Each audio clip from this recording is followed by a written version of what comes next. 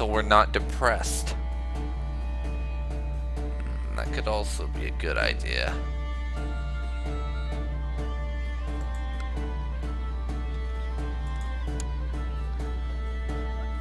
I don't have any claims, unfortunately, so we can't go to war with anybody. Trying to fabricate one, but it's not going so well.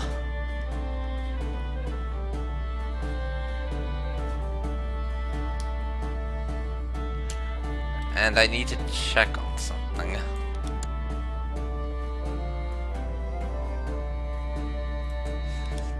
I wanted to know when I started, so I could get an idea of when to stop this recording.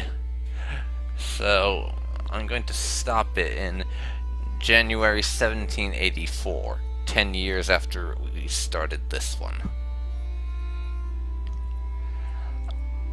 I'm thinking that's a good time for a single session, about 10 years. Unless something very pivotal happens, in which case I'll go longer. Okay, the cook complained to me about my son Rigan's temper tantrums. Apparently, he punched her son in the face. Again. We don't want him to gain wrath.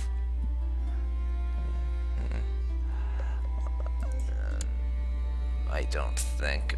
We have an incredibly short temper, but we gained that late in life, so, and Rigan gained that later in his life, so he knows it's not something that he wants for his son.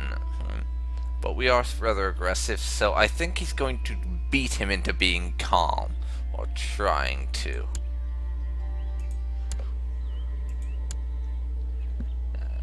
And he failed. Yes, not what I'd call the best approach to dealing with your kids, but I am role-playing this from my character's perspectives, so I will be doing some things during this Let's Play that do not make sense.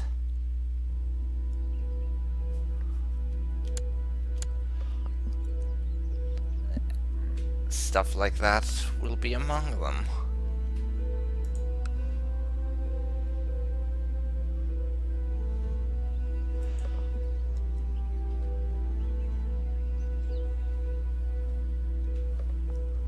That's something to keep in mind.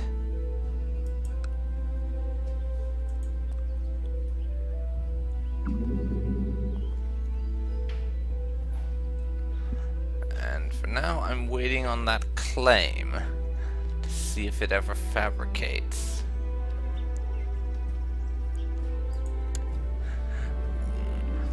The Pope kicked the bucket, and we are ambitious and wroth, so to say King Rigan is not pleased about the delay in his expansion would be an understatement. He is pretty pissed about it. And he thinks that his Chancellor is purposefully slowing down his expansion because, in his mind, this guy is a threat. If he keeps preventing him from expanding. But he's the best man for the job, so we are going to bite our tongue and let him keep the position.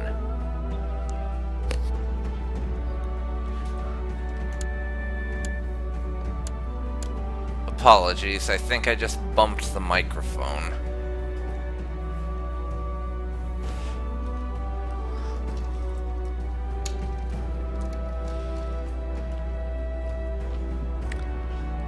So yeah, another year's going by with little to nothing happening, and King Rigan's not pleased by that, but he is happy that things are stable in his realm, and I think we're going to take the opportunity to build ourselves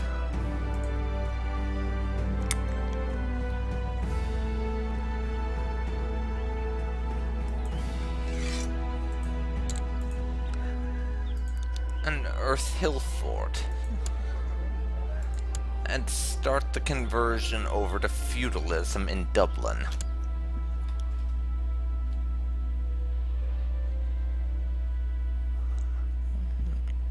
We'll have to upgrade those a couple of times to be able to get to it. But that's our long-term goal, make our entire realm feudal.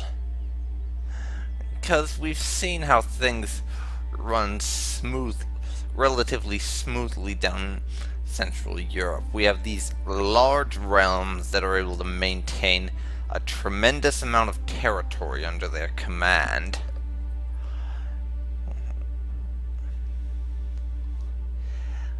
Territory that, as far as Rigan is aware, doesn't end up in the hands of the ruler's 87 children upon his death, and in his mind, feudalism is responsible for that. So we want a feudal realm. More importantly, we want a united feudal realm of Ireland. That's our goal. I don't know if I'll be able to accomplish that in his lifetime, but I'm certainly going to push for that. If my Chancellor finally gets off his backside and fabricates this claim within Rigan's life, that is.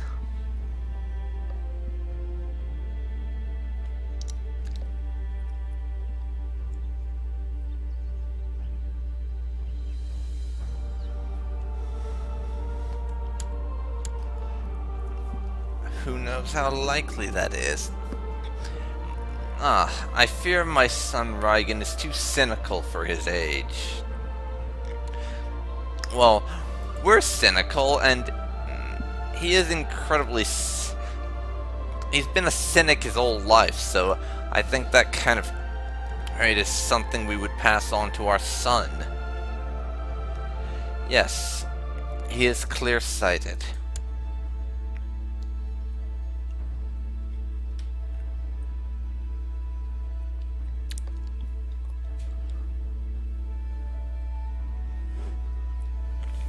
We don't see a problem with our son being a cynic, because we're a cynic. And in King Rigan's eyes, that shows wisdom. And what happened here? It seems the Avars were conquered by the Kingdom of Bulgaria. That's certainly interesting.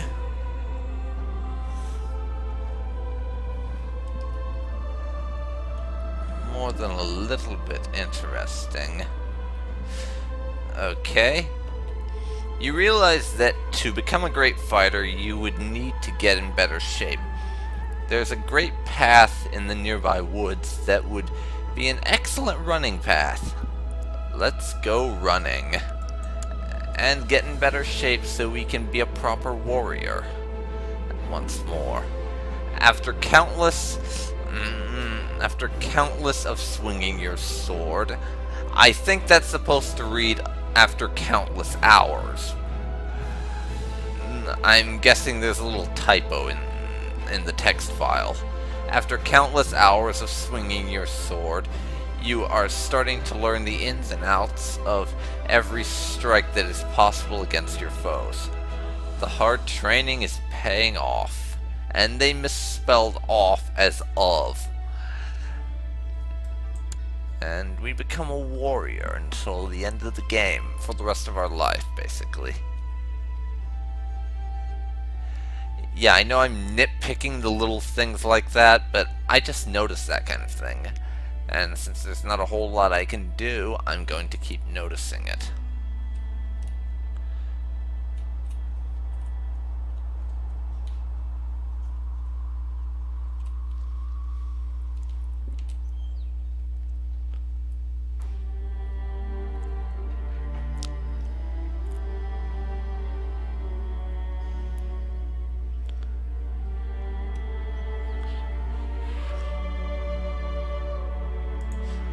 Now let's see. There's no one else we can get who would make a good Chancellor. But we've built our Earth Hill Fort.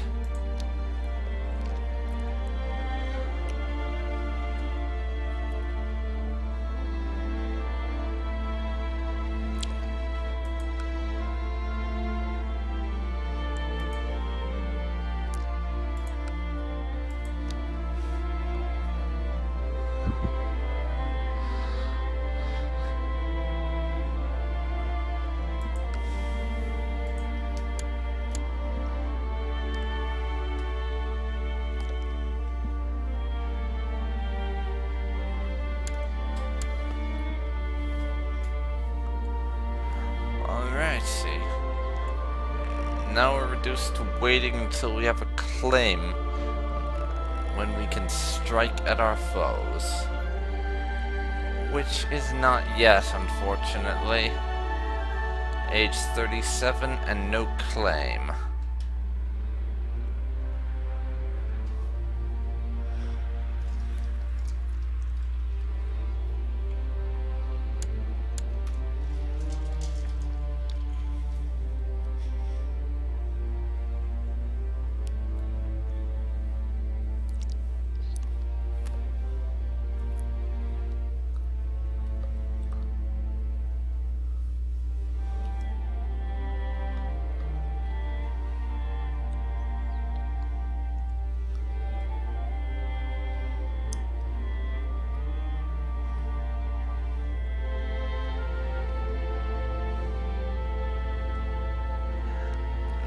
And doesn't appear to be going anywhere. This guy is pretty bad. Okay, my son Rigan has a tender and loving soul, trusting everyone in the castle. I fear he will get hurt someday. Let me see.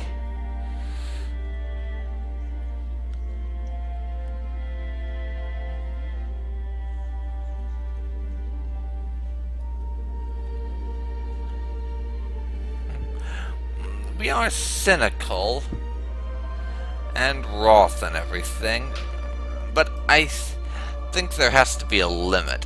We're also a master schemer, and since we plot and scheme and such against people all the time, King Rigan would have to recognize that to be successful in your plots, you have to be willing to let other people in and trust them to help do your dirty work. So, I think we would tell him it's okay to be trusting and love other people, just don't trust them completely. Don't give them 100% of your trust or tell them everything, and you're good. So, it's okay to continue loving and trusting everyone, just keep an eye on them while you're doing that.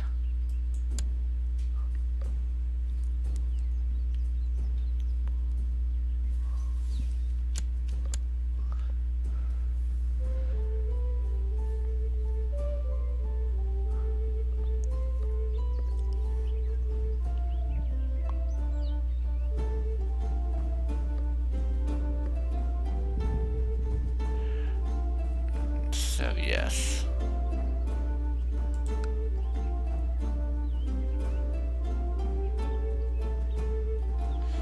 And Saxony is apparently winning against West Francia. Speaking of West Francia, I wonder if they're ever going to inherit Middle Francia. Because a Frankish superpower in the middle of Europe would be interesting to see how that all pans out.